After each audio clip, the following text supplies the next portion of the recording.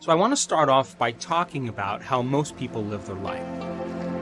It is a fact scientifically that your brain is organized to reflect everything you know in your life. Your brain is a record of all the things you've learned intellectually and all the things that you've experienced in your life.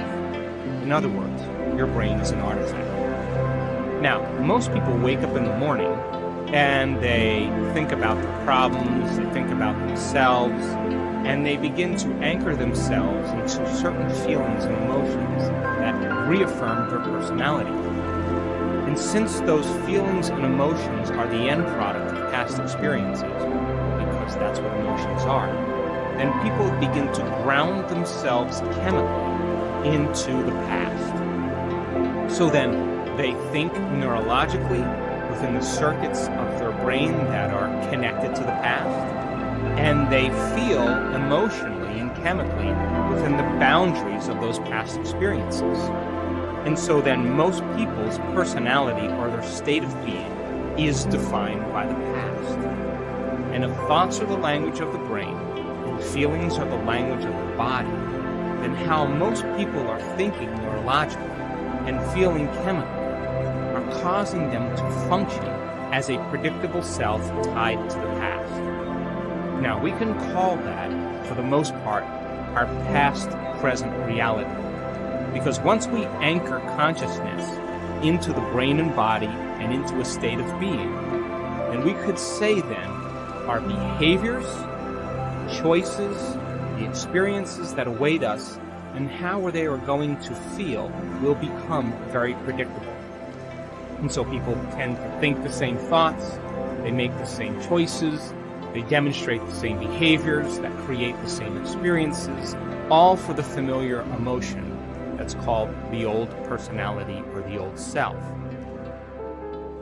That's really interesting, and where I found the deepest hooks into how powerful this can be for somebody is when you talk about trauma, and you've talked about how people experience a traumatic event, but they then basically rehearse it, and how that then has this knock-on effect. So what is that? Why do people find it so hard to get past trauma? Well, the stronger the emotional reaction you have to some experience in your life, the higher the emotional quotient, the more you pay attention to the cause. And the moment the brain puts all of its attention on the cause, it takes a snapshot, and that's called a memory.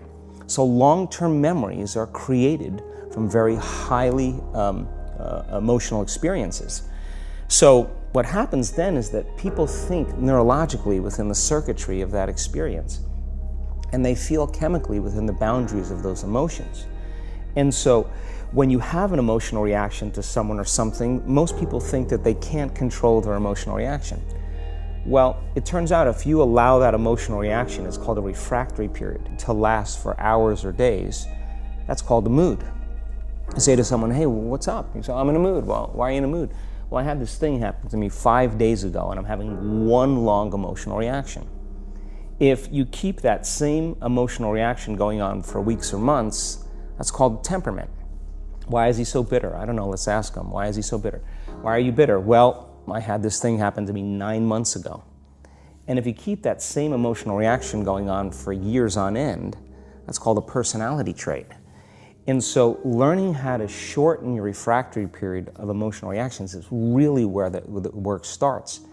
So then people, when they have an event, what they do is they keep recalling the event because the emotions of stress hormones, the survival emotions, are saying pay attention to what happened because you want to be prepared if it happens again. Turns out most people spend 70% of their life living in survival and living in stress, so they're always anticipating the worst case scenario based on a past experience, and they're literally, out of the infinite potentials in the quantum field, they're selecting the worst possible outcome, and they're beginning to emotionally embrace it with fear, and they're conditioning their body into a state of fear. Do that enough times, the body has a panic attack without you. You can't even predict it because it's programmed subconsciously. So then you say to the person, why are you this way? And they'll say, I am this way because of this event that happened to me 15 or 20 years ago. And what that means from a biological standpoint is that they haven't been able to change since that event. So then the emotions from the experience tend to give the body and the brain a rush of energy. So people become addicted to the rush of those emotions, and they use the problems and conditions in their life to reaffirm their limitation, so at least they can feel something. So now when it comes time to change, you say to the person, why are you this way? Well, every time they recall the event, they're producing the same chemistry in their brain and body as if the event is occurring, firing and wiring the same circuits and sending the same emotional signature to the body. Well, what's the relevance behind that? Well, your body is the unconscious mind. It doesn't know the difference between the experience that's creating the emotion and the emotion that you're creating by thought alone. So the body's believing it's living in the same past experience 24 hours a day, 7 days a week, 365 days a year. And so then when those emotions influence certain thoughts, and they do, and then those thoughts create the same emotions, and those same emotions influence the same thoughts, now the entire person's state of being is in the past. So then the hardest part about change is not making the same choices you did the day before, period. And the moment you decide to make a different choice, get ready, because it's going to feel uncomfortable. It's going to feel unfamiliar. There's going to be some uncertainty. Well, a habit is a redundant set of automatic, unconscious thoughts, behaviors, and emotions that's acquired through repetition. A habit is when you've done something so many times that your body now knows how to do it better than your mind. So if you think about it, people wake up in the morning, they begin to think about their problems. Those problems are circuits of memories in the brain. Each one of those memories are connected to people and things at certain times and places. And if the brain is a record of the past, the moment they start their day, they're already thinking in the past. Each one of those memories has an emotion. Emotions are the end product of past experiences.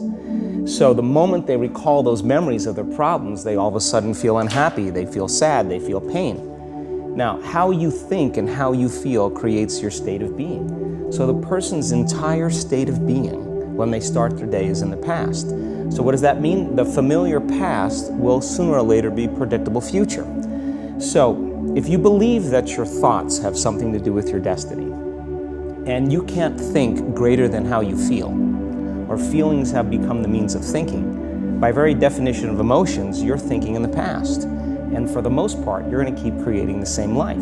So then people grab their cell phone, they check their WhatsApp, they check their text, they check their emails, they check Facebook, they take a picture of their feet, they post it on Facebook, they tweet something, they do Instagram, they check the news, and now they feel really connected to everything that's known in their life.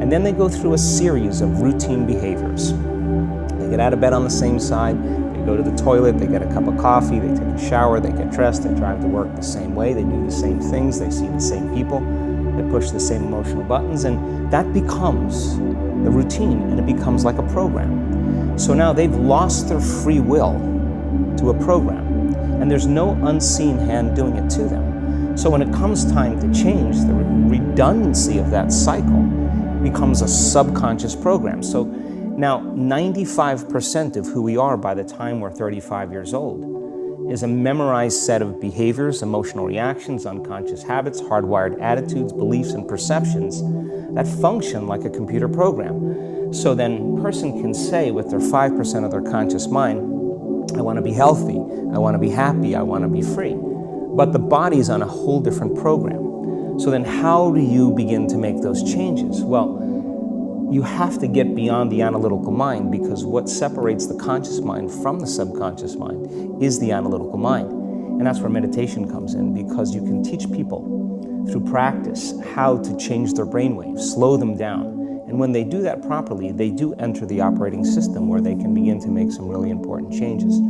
So most people then wait for crisis or trauma or disease or diagnosis. They wait for loss, some tragedy to make up their mind to change. And my message is, why wait? And you can learn and change in a state of pain and suffering, or you can learn and change in a state of joy and inspiration. And I think right now, the cool thing is that people are waking up.